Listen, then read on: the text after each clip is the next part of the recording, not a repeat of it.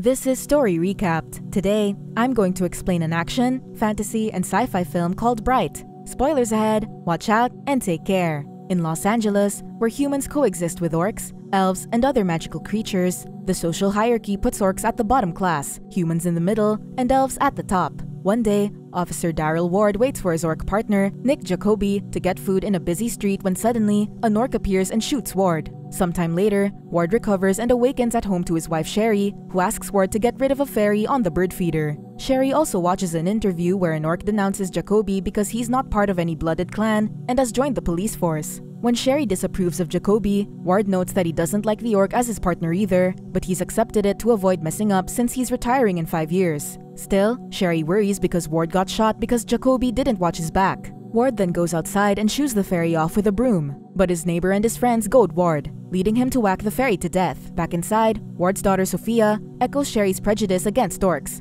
especially Jakoby, but Ward explains that everyone is just different. Jakoby arrives to pick up Ward for his first day back at work, but Ward complains about him stopping by. Sophia runs outside and mentions that they're heading to her grandma's house, so Jakoby offers them a ride despite Ward's protests. After dropping off Sophia, Ward scolds Jakoby for not doing anything when he got shot. When Jakoby starts apologizing, Ward decides to let it go. Jakoby jokes around with Ward to get him in a better mood, but Ward only rides along, masking his annoyance. At the station, Ward is taunted by the others, mainly by Pollard, who hates Jakoby and orcs in general for siding with the Dark Lord during the war 2,000 years ago. Because the orc that shot Ward got away, Pollard thinks Jakoby let him go since the orcs' clan law dictates that orcs have each other's backs. Ward doesn't defend Jakoby, but also doesn't condone their prejudice. Ward is welcomed back into the force, and after receiving their assignments, he tries to get himself reassigned to a new partner, but the sergeant declines. As the two patrol the streets, Ward reminds Jakoby to prioritize his job as a cop before any orc clan laws. Witnessing other cops violently apprehend orc civilians in the streets, Jakoby assures Ward that his loyalty is in his badge. They then respond to a scene where a man named Serling brandishes a sword at an intersection. Another officer, Rodriguez, is already there, and he and Ward share a casual conversation about their families. Serling speaks about a Dark One returning to reclaim orc hearts, but Ward orders him to drop the sword or they'll shoot.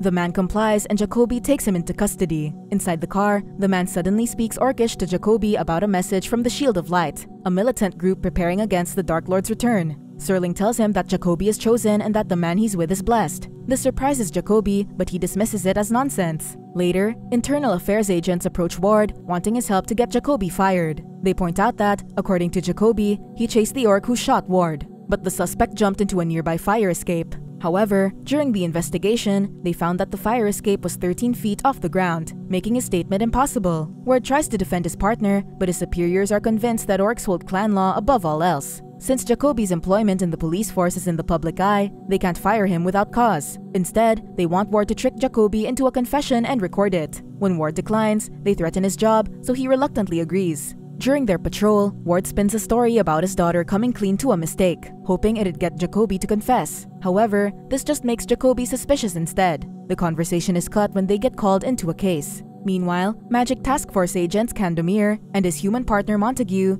interrogate Serling about the Shield of Light. They ask about the Inferni, who Serling claims are renegade elves working to bring the Dark Lord back using 3 magic wands. Serling identifies Layla, the Inferni Coven leader, as a Bright, someone who can wield a wand and use its magic. Brights are usually elves, but in rare instances, humans can be a Bright too. Montague then explains that Layla has a wand, and to get her, they must first find Tika, another elf who Layla is pursuing. At the same time, Ward and Jakoby head to a house on Abram Street, where they get immediately shot at. They return fire, and when the scene's clear, they enter the house and discover weapons and dead bodies, some freshly burned and are still glowing embers. At the center of it is a female elf fused to a wall that's pulsating magic, a clear indication of bright activity. As Ward calls for backup, they spot Tika escaping, so Jakoby tackles her. Before she gets handcuffed, however, Tika blows up a car with magic. Ward threatens to shoot, so Tika lets go of a glowing wand. Tika then talks to them in Elvish, asking them to protect her and the wand. Ward doesn't speak Elvish, but luckily Jakoby understands that someone's coming for her. Later, Ward explains the incident to the other officers, but the others are just interested in exploiting the wand's magic. With gloves on, Pollard takes the wand and puts it in Jakoby's bag, plotting to get rid of Jakoby to cover up their theft. Ward refuses to participate, so they threaten to kill him too. Soon, Ward heads out and tries to get Jakoby to admit that he let his shooter go, hoping to have a reason to betray him. The two get into an argument, and when Ward pulls a gun on him, Jakoby admits to letting the suspect go. Inside, Pollard and the rest decide to kill both Jakoby, Ward, and the elf to remove all witnesses. Meanwhile, Jakoby explains that he let the orc go not because of clan politics. Instead, he lost the shooter in the crowd and ended up cornering a teenage orc. When he realized his mistake, he helped the teen evade the police, who wouldn't think twice about dropping him on the spot. Just then, the other officers come out and Ward makes a decision. He swiftly turns and decisively shoots the others. Only Pollard survives and begs Ward to spare him.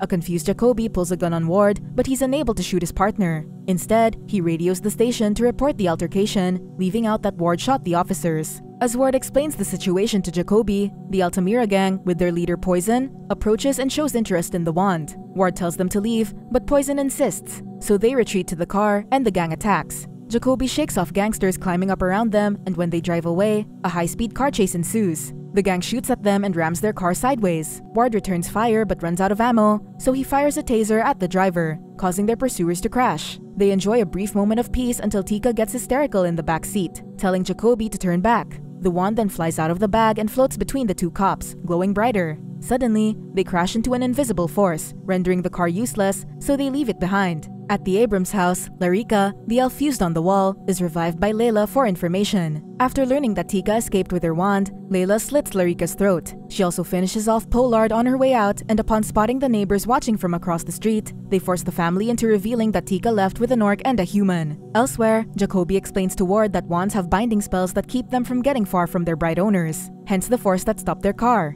Jakoby suggests letting the feds deal with it, but Ward points out that he just killed their fellow officers who wanted to take advantage of the wand. Instead, they agree to find Rodriguez as he's the only one Ward trusts. Just then, Altamira gangsters find them and Jakoby drops the wand in the chaos. A gangster quickly takes it, but when he does, he and the men with him are instantly pulverized. Witnessing its power, Jakoby carefully retrieves the wand before they escape. The three end up at a party of an orc group called the Fogteeth Gangsters, where they're met with disdainful glares. They walk through the crowd and get tangled up in a mosh pit until more Altamira gangsters arrive. Ward and Jakoby fight them off until they get back outside. Meanwhile, Candomir and his team finally arrive at the Abrams house. After observing Larika's corpse, Candomir explains to Montague that Larika was an infernee sent by Layla to kill Tika, but Tika escaped with the wand. Candomir has been tracking Layla for years, but now she's vulnerable without her wand. Later, Ward and Jakoby discard their uniforms to blend in. Afterward, the two, together with Tika, walk into a nightclub but are cornered by Poison and the rest of the Altamira gang. The gang destroys the place with automatic rifles, forcing everyone to hide.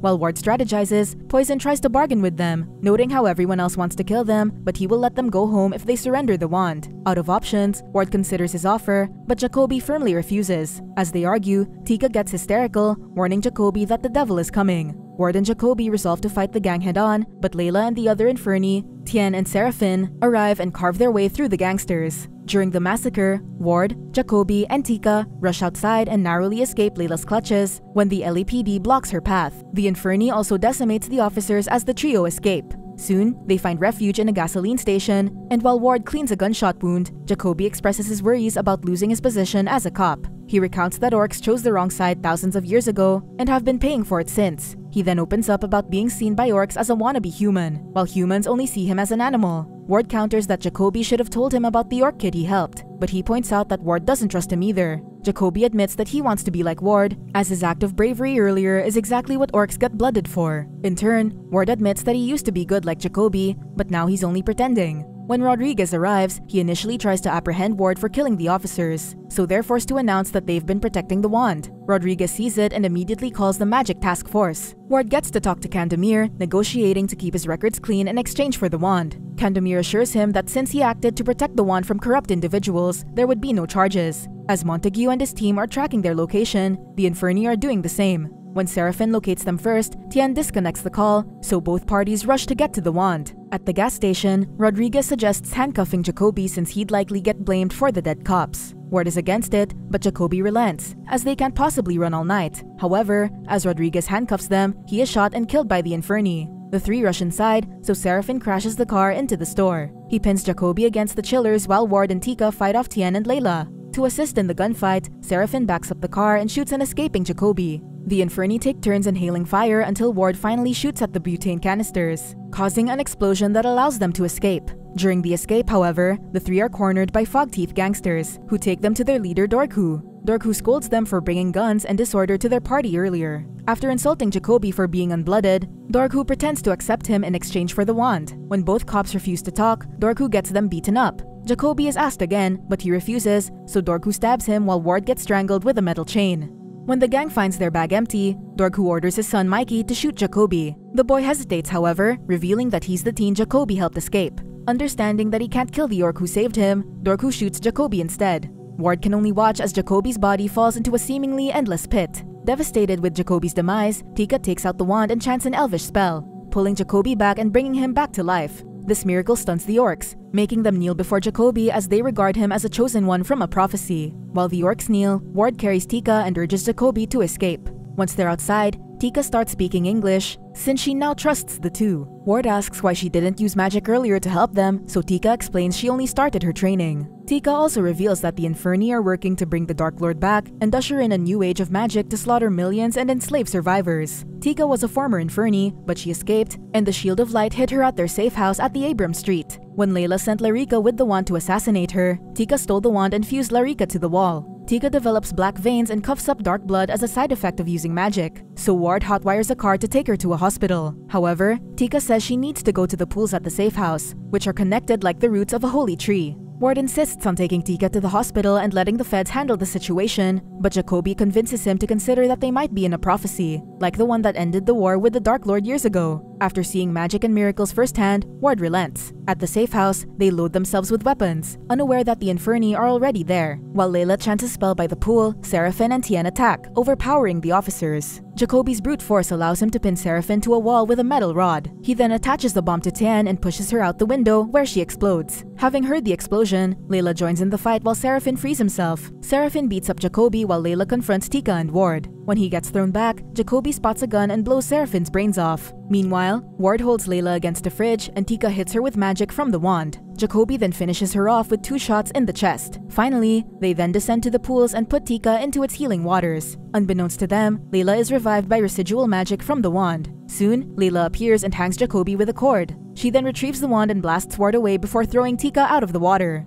Layla kneels before Tika, inviting her to come home, but Tika tells her to kill her instead. Refusing to do so, Layla aims the wand at Ward, accusing him of influencing her sister Tika. Soon, Jakoby frees himself and shoots Layla's hand, making her drop the wand. Jakoby attempts to fire a fatal shot but runs out of ammo. As a last resort, Ward decides to touch the wand, willing to let everyone get pulverized to stop Layla. When he grabs the wand, however, he doesn't explode. Instead, the wand's blue light turns fiery orange, confirming that Ward is a Bright. Tika teaches him a spell, and when Ward uses it, Layla erupts in a massive explosion that deters Candemir and his men, who had just arrived outside the safe house. Ward drops the wand and rushes towards Tika, but she has disappeared. Jakoby forces him to let Tika go as they need to leave the burning building. Jakoby makes it outside, but when he doesn't find Ward behind him, he rushes back and saves him. Once outside, they spot the Fogteeth Orcs and Dorku, who cuts his palm and raises it, accepting Jakoby as a blooded orc. As the medics flock to the injured cops, the magic task force secures the wand. Sometime later, Ward wakes up in the hospital with Jakoby by his bedside. Candemir and Montague arrive, and before they can speak, Jakoby panics and babbles about the whole thing. Ward stops him and instead gives the agents a plausible report without mentioning the existence of a wand. He ends it with them being saved by the task force, so Ward thanks them. Candemir confirms that this will be their statement, and Jakoby agrees. Soon, the fallen police officers are given honors, and Ward hates that the crooked officers are being celebrated alongside Rodriguez. But Jakoby tells him that it's enough that they know the truth. Ward and Jakoby are also awarded medals for their service, and Ward briefly sees Tika among the crowd. Subscribe to watch more videos like this. Turn on notifications. And leave a like, it really helps the channel out. Thank you for watching.